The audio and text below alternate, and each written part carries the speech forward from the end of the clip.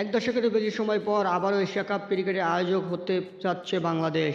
সব কিছু ঠিকঠাক থাকলে এশিয়ান ক্রিকেট কাউন্সিল এসএসসির সহায়তায় 2027 সালের প্রতিযোগিতার 17তম আসরের আয়োজন করবে লাল সবুজের দেশটি। এর আগে 2025 সালে এশিয়া কাপের আসর বসবে ভারতে। 2025 সালের এশিয়া কাপ টি-20 ফরম্যাটে হলেও 2027 সালের এশিয়া কাপ অনুষ্ঠিত হবে ওয়ানডে ফরম্যাটে। এশিয়া কাপের সর্বশেষ আসর বসেছিল পাকিস্তান ও শ্রীলঙ্কায়। ওয়ানডে বিশ্বকাপের আগে হওয়া সেই আসর হয়েছিল ওয়ানডে ফরম্যাটে। 2026 সালের টি-20 বিশ্বকাপকে সামনে রেখে 2025 সালের এশিয়া কাপ হবে টি-20 ফরম্যাটে। একইভাবে 2027 ওয়ানডে বিশ্বকাপের সামনে রেখে একই বছর এশিয়া কাপ অনুষ্ঠিত হবে ওয়ানডে ফরম্যাটে। এশিয়া কাপের ঠিক পরেই দক্ষিণ আফ্রিকা, জিম্বাবুয়ে, নামিবিয়ায় বসবে বিশ্ব ক্রিকেটের ওয়ানডে বিশ্বকাপের শ্রেষ্ঠত্বের আসর। সর্বশেষ 2016 সালের এশিয়া কাপ আয়োজক ছিল বাংলাদেশ। সব মিলে ষষ্ঠবারের মতো নিজেদের মাটিতে এশিয়া কাপ খেলতে যাচ্ছে টাইগাররা।